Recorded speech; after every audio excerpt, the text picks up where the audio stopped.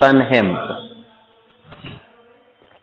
तो इस तरह से हमारे पास क्या हो गया है, ये आ गया पॉलीसेकेराइड की कहानी। क्या क्या मिला आपको? पॉलीसेकेराइड 100 मॉलिक्यूल्स 11 से 100, 11 से पहले 2 to 10 था डाइसेकेराइड ओलिगोसेकेराइड, 2 था तो डाइसेकेराइड, टू 11 से 100 125 मोनोसेकेराइड जुड़ेंगे एक दूसरे से, किस बॉन्ड से? ग्लाइकोसिडिक बॉन्ड से, तो हो जाएगा। फिर मैंने कहा इनके एग्जांपल्स की बात करेंगे। और एक चीज जान लीजिएगा, पॉलीसेकेराइड जो होता है एक ऐसा होता है टेस्टलेस होता है, नॉट इन मीठा, तो मीठा नहीं होगा तो टेस्टलेस हो जाएगा। और स्टार्च, सेलुलोज, ग्लाइकोजन और इनुलिन इनका एग्जाम्पल हुआ करता था। फिर यहां से स्टार्च में हमने कहा एमाइलोज और एमाइलोपेक्टिन मिली है। अगर स्टार्च की सिंथेसिस हो रही, कंसेंट्रिक रिंग वहां पे बन रही और प्रोटीन की लेयर बन गई तो उसको नाम देते हैं एलिरॉन लेयर। और स्टार्च के प्रेजेंस के लिए आपको आयोडीन सोल्यूशन में उसको डालना पड़ेगा पार्ट को। अगर स्टार्च प्रेजेंट होगा तो उस पार्ट का कलर जो होता है ब्लू कलर आ जाता है। ऐसे टेस्ट को हम लोग बोलते हैं स्टार्च आयोडीन टेस्ट कहते हैं। नाम क्या होता है उसका? स्टार्च आयोडीन टेस्ट होता है। फिर यहां से स्टार्च आयोडीन टेस्ट के बाद हम वापस चलते हैं। इस टेस्ट को सबसे पहले परफॉर्म किया था, दिया था किसने? एफ.बी. रास्पाल ने दिया था, एफ.बी. रास्पाल ने दिया था। तो इसके बाद यहां से अब आ गया क्या? इनुलिन की बात किया।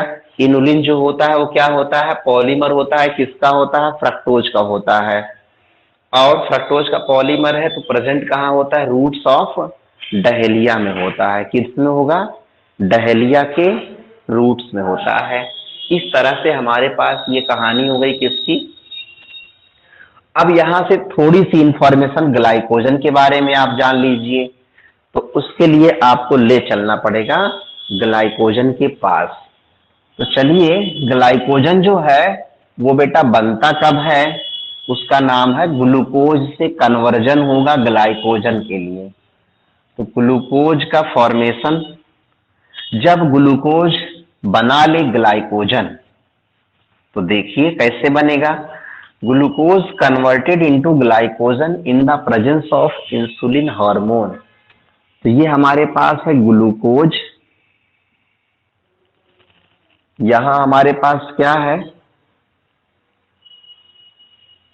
ग्लाइकोजन। ग्लूकोज हो गया और दूसरा क्या हो गया? ग्लाइकोजन हो गया। इस ग्लूकोज से ग्लाइकोजन के बनने की प्रोसेस का नाम होता है ग्लाइकोजेनेसिस। नाम क्या है? ग्लाइकोजेनेसिस। अब यहां से क्या होता है? ग्लाइकोजन से ग्लूकोज के बनने की प्रोसेस का नाम क्या होता है? ये देखिएगा, ग्लाइकोजन से ग्लूकोज। कभी कभी जब हम भूखे होते हैं, इट मीन्स हमारे ब्लड में ग्लूकोज का अमाउंट नॉर्मल लेवल से नीचे आ जाता है, तब हम होते हैं भूखे। या तो जब आपका पेट खाली हो जाता है, लगता है पेट में कुछ नहीं है, तो भी आपको एहसास होगा हमें कुछ चाहिए, तब आप होते हैं भूखे। तो यहां से क्या हुआ? तब ग्लाइकोजन ब्रेक होता है किसमें? ग्लूकोज में। ऐसी प्रोसेस का नाम होता है ग्लाइकोजीनोलाइसिस।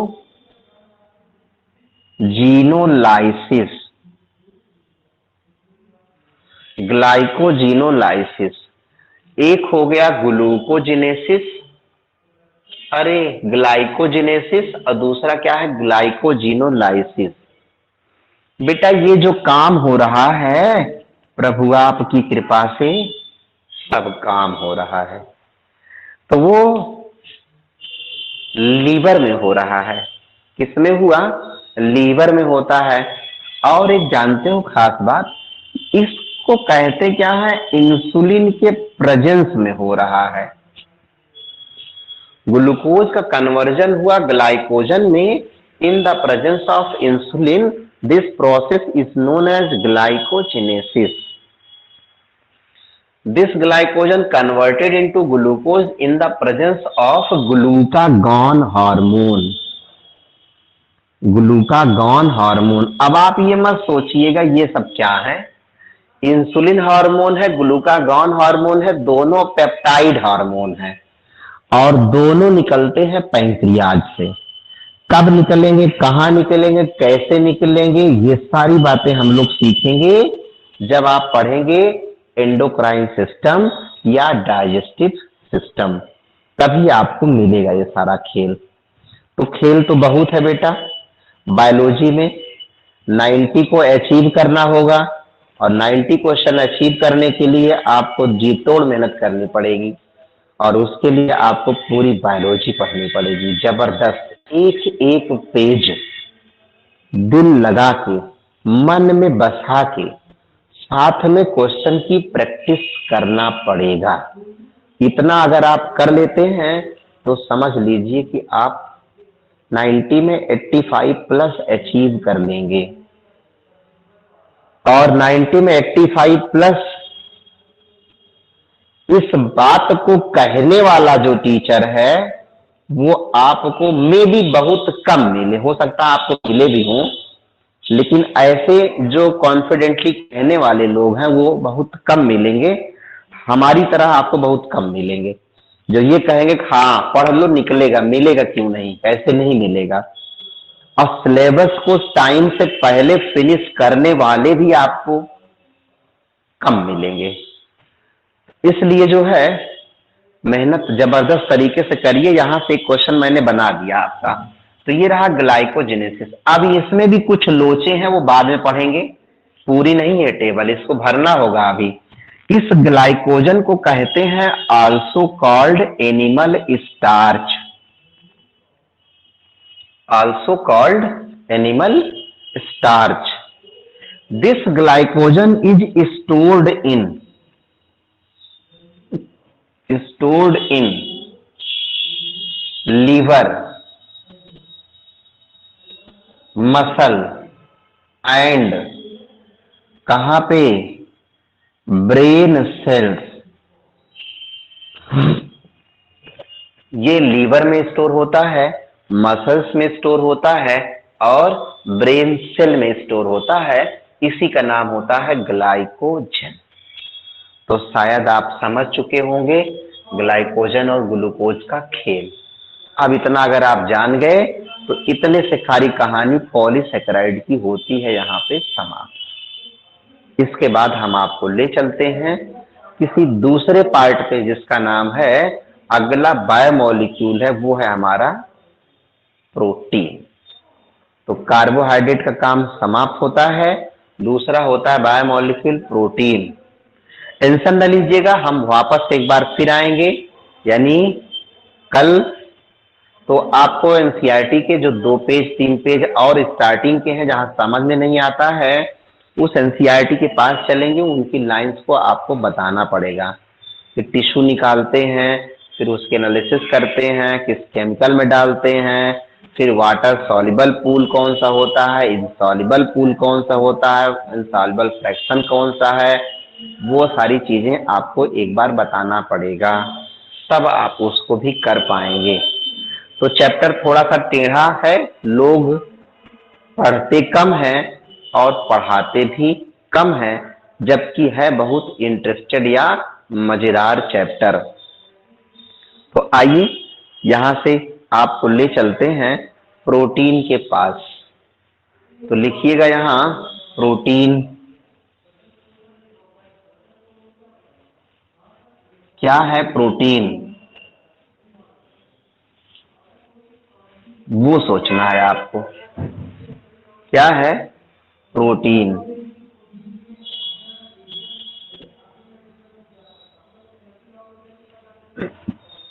प्रोटीन क्या है लिखिएगा, term given by, term given by Berzelius and Mulder. Term given by Berzelius and Mulder. किसने दिया था? बर्जीलियस और मूल्डर ने प्रोटीन टर्म दिया था। तो हुआ क्या यहां से, इस प्रोटीन की बात करें तो ये भी बेटा क्या होता है, एक कॉम्प्लेक्स मॉलिक्यूल होता है। क्या होता है? कॉम्प्लेक्स मॉलिक्यूल होता है। दूसरी खास बात क्या होती है, जब ये कॉम्प्लेक्स है तो इसका मॉलिक्यूलर वेट भी कैसा होता है? हाई मॉलिक्यूलर वेट होता है। क्या हो जाएगा? हाई मॉलिक्यूलर वेट, ज्यादा मॉलिक्यूलर वेट हो जाएगा। फिर क्या होता है सोचिएगा, बना किसका होता है? तो लिख लेंगे यहां से, इट कंसिस्ट ऑफ, किसका बनेगा भैया? कौन से एलिमेंट होते हैं? CHON, कौन से? कभी कभी सल्फर भी होता है, कभी कभी सल्फर भी होता है। तो कौन से एलिमेंट हो गए यहां से, ये देखना होता है। तो सल्फर भी हो गया इसमें। आइए, कौन से? कौन से? CHON। फिर यहां से ये जो प्रोटीन है ना, इसे कहते क्या है ये भी नोट कर लीजिएगा। Also called body building substance. बेचारा क्या कहलाएगा? Also called body building substance. Body building substance, इसका मतलब क्या होता है? Body building, sir, body building substance. आइए, तो बॉडी बिल्डिंग सब्सटेंस जो होगा उसे हम लोग देख लेते हैं। क्या हो गया? Body building substance. अब ठीक है, तो ये हो गया बॉडी बिल्डिंग सब्सटेंस। फिर क्या मिलेगा? यहां से बेटा इसकी जब हम यूनिट की बात करेंगे तो यूनिट होती है अमीनो एसिड, AA। पढ़ा होगा, अमीनो एसिड। तो यूनिट हो गई क्या? Amino acid. अब देखिएगा, इसे हम लोग कह सकते क्या है? ये बेटा मोनोमर है, मोनोमर ऑफ प्रोटीन। आप ऐसा कह सकते हैं, या आप कह सकते हैं कि अमीनो एसिड जो है, प्रोटीन जो होती है वो किसका पॉलीमर है? वो है पॉलीमर किसका? अमीनो एसिड का। तो यहां आप लिख सकते हैं प्रोटीन को कि पॉलीमर ऑफ अमीनो एसिड, और यहां नीचे आप लिख सकते हैं amino acid is monomer of protein. बात दोनों एक ही है, लेकिन टर्म आपके पास, सेंटेंस अलग है। पॉलीमर का मतलब समझ गए होंगे, छोटे छोटे मॉलिक्यूल्स मिल करके एक बड़ा सा मॉलिक्यूल बनाते हैं, उसी का नाम क्या है? पॉलीमर। और जब पॉलीमर बड़ा सा मॉलिक्यूल अपने छोटे पार्ट में आ जाता है, उसी का नाम होता है मोनोमर। जैसे आपके पास एक प्यारी सी बात दिख रही होगी, उसे कहते थे हम लोग प्यार से पॉलीथीन। गजब की बात थी। इस पॉलीथीन को आपने यहां से तोड़ दिया ऐसे, तो पॉलीमीन्स हो गया। मैनीथीन का मतलब एथीन लगा दिया आपने यहां। एथीन के लिए आपने बोला C2H4। ये है हमारे पास केमिस्ट्री का एक कंपाउंड, इथेन, एथीन गैस।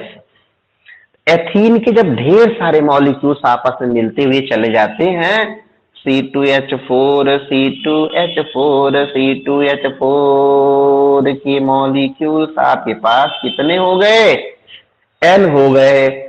तो यहां से आप ऐसे लिखेंगे NC2H4, C2H4 ऐसे करके। ये हमारा हो गया पॉलीथीन, और ये हो गई हमारी एक एक यूनिट। तो ये हो गया आपका पन्नी या पॉलीथीन। फिलहाल ये तो बताने का मतलब था क्या, कि आप ये समझ जाएं कि पॉलीथीन क्या थी? एक पॉलीमर होता है। तो बेटा इंतजार न करें। किसका? तुझे इंतजार। कैसे? कौन सा गाना था? जिसका मुझे था इंतजार, वो घड़ी आ गई, आ गई, आ गई आज। जीना है किसको या मर जाना है, या हद से गुजर जाना है।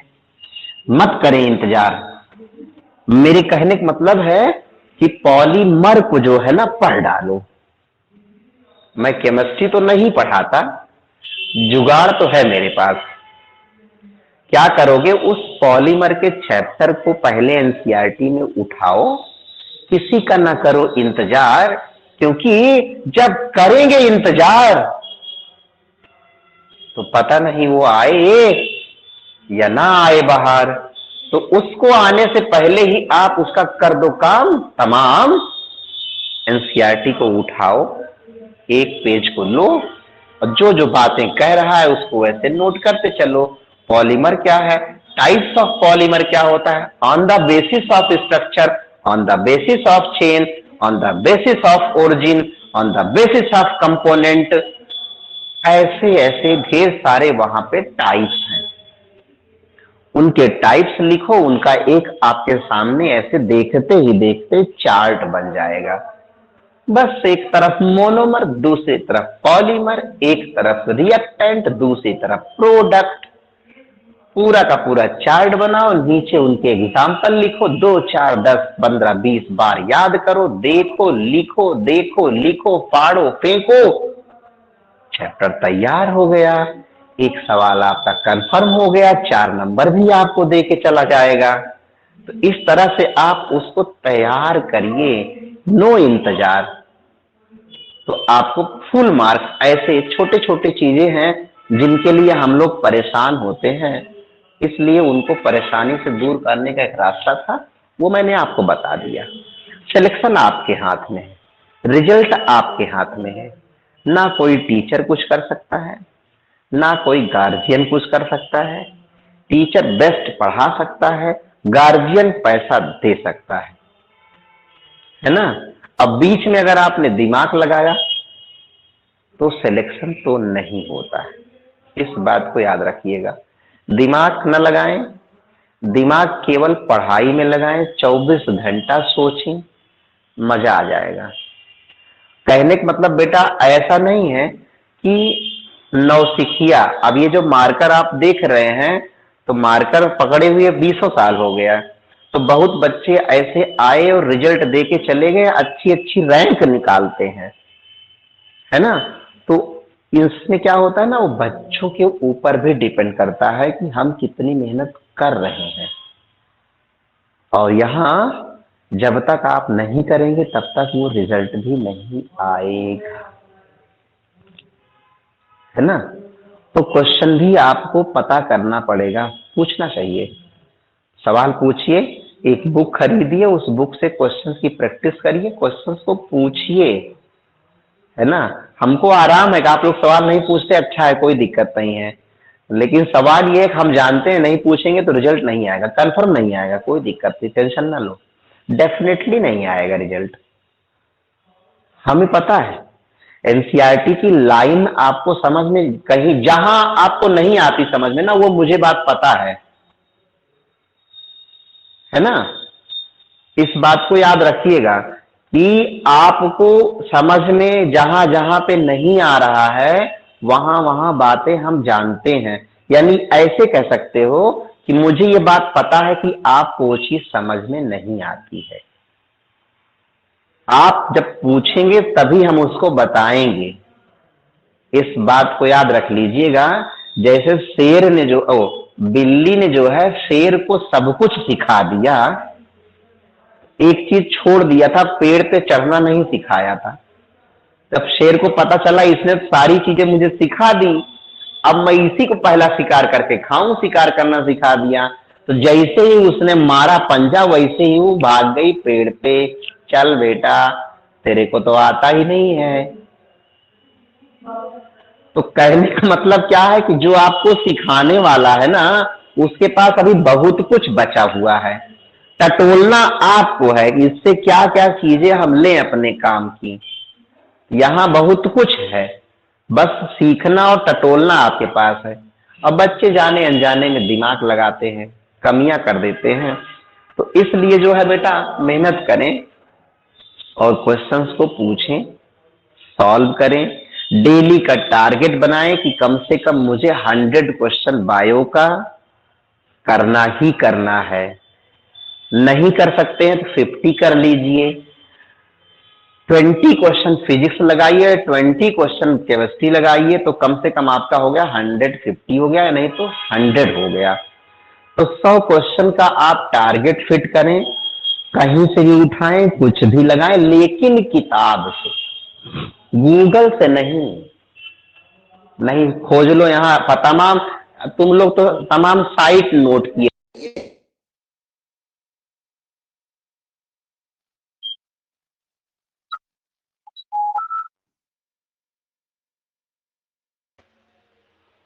हाँ भैया पलंगी, हम सुल्तानपुर आ गए हैं, अभी घर आएंगे, मिलेंगे, घर घर आइए तो मुलाकात हो जाएगी। अभी हाँ, अभी तो पढ़ा रहा हूं ऑनलाइन, 7 बजे क्लास छोड़ूंगा तब निकलूंगा यहां से, तो मुलाकात होती है फिर। आइए हाँ, 8 साढ़े 8 तक।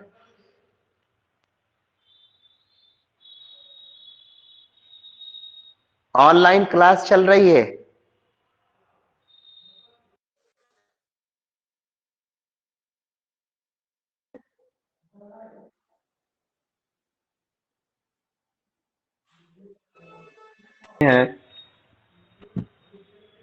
अमीनो एसिड, तो देखा था प्रोटीन का जो पार्ट है उसका नाम है क्या, अमीनो एसिड। ये एक पार्ट हो गया प्रोटीन का।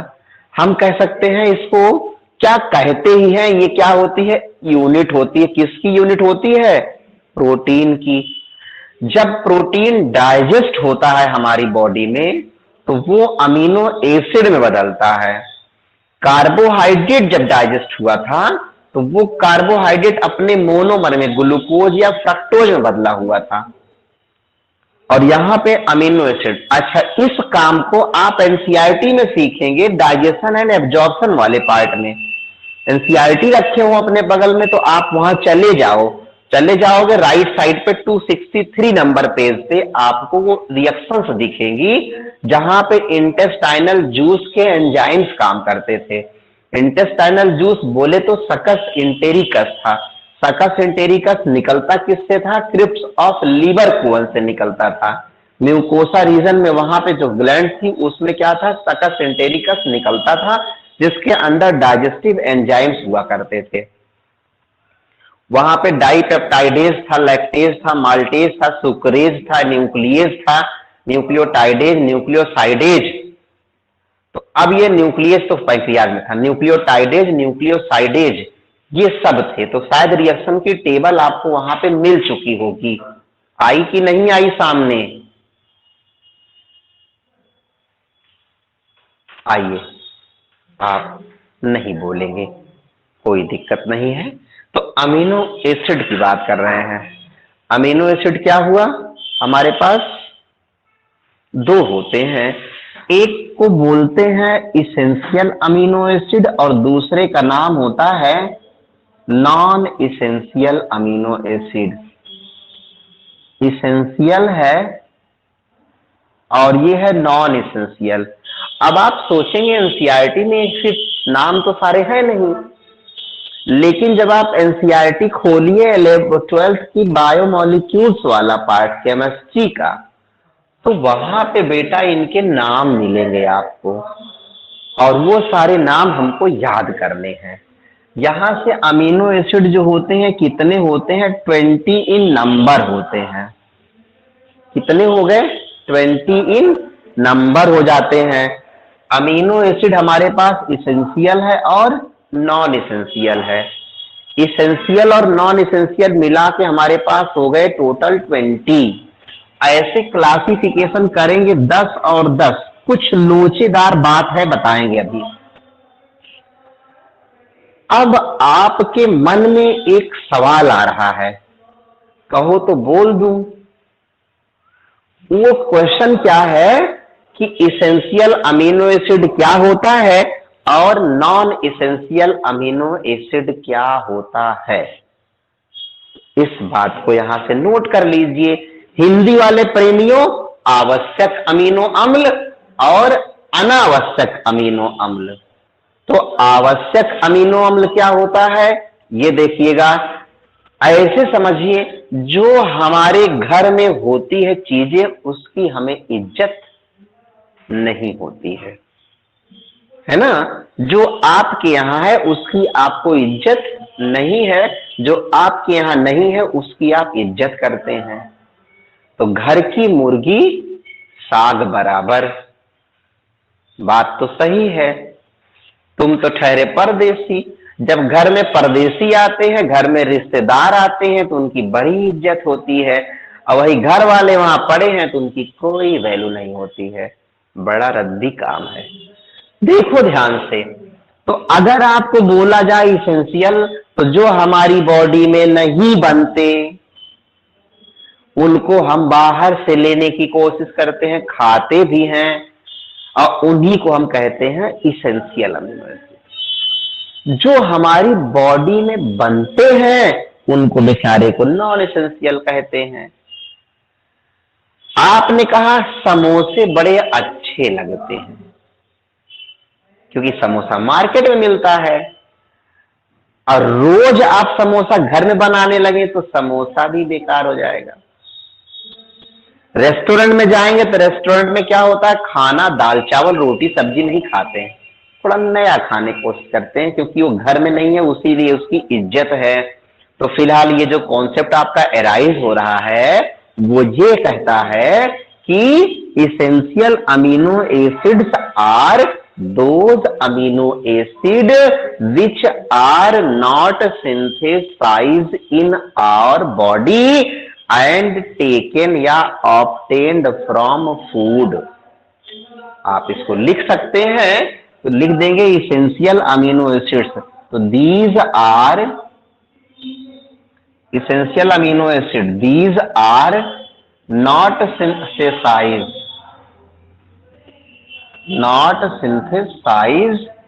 in our body, हमारी बॉडी में नहीं बनते हैं, एंड ऑब्टेन्ड हम प्राप्त करते हैं, from food, obtained from food, आपने यहां से इसको प्राप्त कर लिया।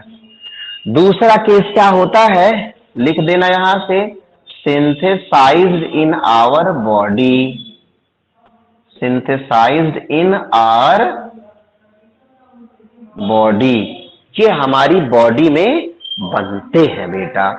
तो कुल मिलाकर के आप क्लासिफिकेशन कर लिए हैं दोनों के बीच में। अब आप यहां क्या करेंगे कि इसको डिवाइड कर दिया तो नाम याद कर लीजिए। मैं आपको नाम लिखने की कोशिश कर रहा हूं, पहले इसेंशियल लिखेंगे और आप बोलते चलेंगे।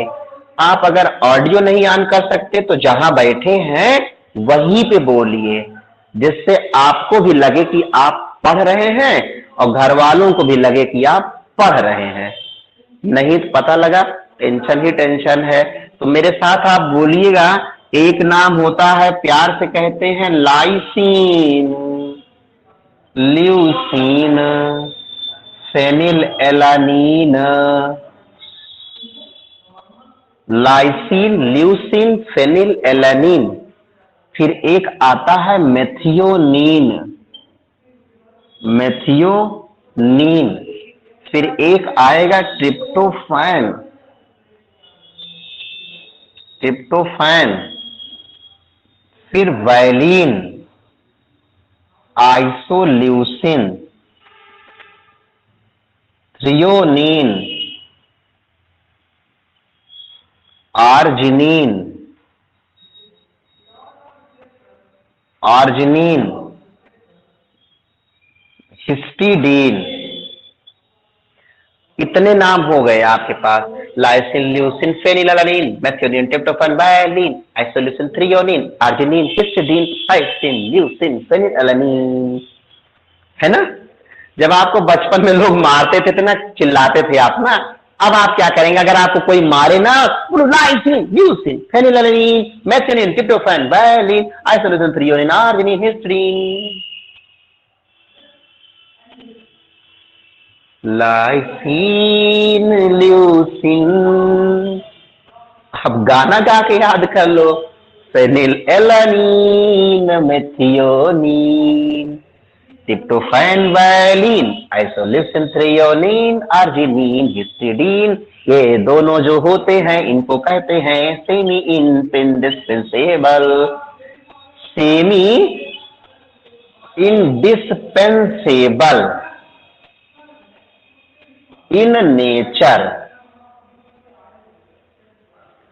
कभी कभी इत्तेफाक से आंसर कुछ अलग होगा।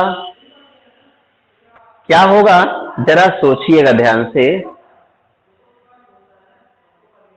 है ना। तो यहां से क्या मिला ये सोचिएगा। सेमी इंडिस्पेंसेबल इन नेचर, इसका मतलब ये होता है synthesised during childhood stage. Synthesised during childhood stage, इस बात को आप याद कर लीजिएगा। सिंथेसाइज्ड ड्यूरिंग चाइल्डहुड स्टेज हो गया, सिंथेसाइज्ड ड्यूरिंग चाइल्डहुड स्टेज। तो अब आप देखिए, जब हम बचपन में थे तो दोनों अमीनो एसिड आर्जिनिन और हिस्टिडीन बन रहे थे, तो उस समय हम इनको क्या बोलेंगे, नॉन एसेंशियल। बाद में ये नहीं बनते हैं तो अब ये हो जाएंगे इसेंशियल। तो अगर क्वेश्चन में आपके पास 10 ऑप्शन में नहीं है और 8 ऑप्शन में है इसेंशियल का, तो उस समय आप 8 लगा करके चले आइएगा। बात समझ गए। तो ये याद रखिएगा, 10 और 8 दोनों है तब भी आपको 8 ही लगाना है, और अगर नहीं है 8 तो कोई दिक्कत नहीं, 10 तो अपना राजा है ही है। तो इस तरह से हमारे पास याद हो गया। किसी को नाम याद हुआ भैया? बोलो बोलो बोलो बोलो बोलो बोलो। हाँ सर। तुम ही एक हो इस ग्रुप की जान जो बचाए रखे हो, बाकी तो सब ऐसे ही पता नहीं क्या पढ़ रहे हैं। Lysine, leucine, phenylalanine, methionine, tryptophan, valine, isoleucine, threonine, arginine. बाकी तो ऐसे लगता है जैसे आए हुए हैं, पैसा दे के जुड़वाया गया है इनको कि जाओ पढ़ लो, नहीं तो पता नहीं क्या हो जाए, बेइज्जती न हो जाए। तो लाइसिन है, ल्यूसिन है, फेनिलएलानिन है, मेथियोनिन है, ट्रिप्टोफैन, वायलिन है, आइसोल्यूसिन है, थ्रियोनिन है, आर्जिनिन है और हिस्टिडीन है। ये नाम आपके पास हो गए हैं। देखिए, आप इन्हें याद करेंगे। मैं आपको एक तरीका बता रहा हूं, लिखिएगा Lallu Lal Patel make TV in Thailand and Holland. Lallu Lal Patel make TV in Thailand and Holland. Lysine, leucine, phenylalanine, methionine, tryptophan, valine, isoleucine, threonine, arginine, histidine. Lysine, leucine, phenylalanine, methionine, tryptophan, valine, isoleucine, threonine, arginine, histidine. इतने नाम आपके पास हो गए। लल्लूलाल पटेल में TV in Thailand and Holland. Lallulal Patel में TV in Thailand and Holland, नाम याद हो गया। तो आइए अब आगे चलें। अगला केस हमारे पास है नॉन इसेंशियल का। कौन सा है? Non essential amino acid. जो नॉन इसेंशियल अमीनो एसिड है उसमें कौन कौन सा मिलेगा, इन्हें याद कर लेंगे। नॉन इसेंशियल अमीनो एसिड, आइए यहां से लिखते हैं। लिखिएगा gas, gap, AGTC,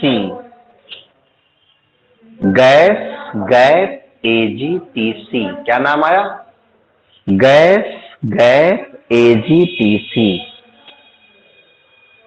gas gas AGTC। G for लिखिएगा ग्लाइसिन, A फॉर लिखेंगे एलेनिन, S फॉर होगा सेरीन, G फॉर होता है ग्लूटामीन, A फॉर होता है एस्पैराजीन,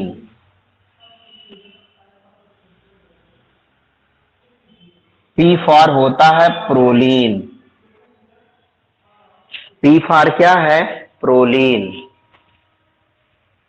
अब G फॉर क्या होता है? A फॉर क्या होता है? A तो बचा हुआ है, एस्पार्टिक एसिड,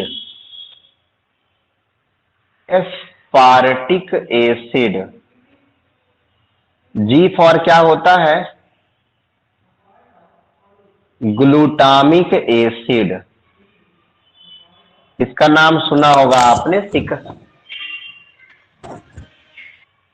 ग्लूटामिक एसिड का नाम आपने सुना होगा सिकल सेल एनीमिया में glutamic acid replaced by valine. अब देखना है T से क्या होता है? टायरोसिन। और C से क्या होता है? सिस्टीन हो गया। तो ये हमारे पास क्या होगा? Glycine, alanine, serine, glutamine, asparagine, proline, aspartic acid, cysteine, tyrosine, glutamic acid. इतनी बार लिखो कि तुम्हारी जुबान पे बातें चली आए बायोलॉजी की। जितना ज्यादा प्रैक्टिस करेंगे उतनी जल्दी बायोलॉजी का पेपर सॉल्व होगा, जितनी जल्दी बायोलॉजी का पेपर सॉल्व होगा उतना ज्यादा मिनट आपको फिजिक्स लगाने के लिए मिलेगा। यही आपके पास बेहतरीन तरीका है, और जितना जल्दी सॉल्व करेंगे, जितना अच्छा सॉल्व करेंगे, उतना ज्यादा स्कोर करेंगे। This is biology. ऐसे हो गया। ये हमारे पास आ गया। नीचे एक लाइन और लिखिएगा, simplest amino acid. Simplest amino acid नाम है उसका क्या? ग्लाइसिन। फिर यहां से लिखेंगे मोस्ट कॉम्प्लेक्स अमीनो एसिड।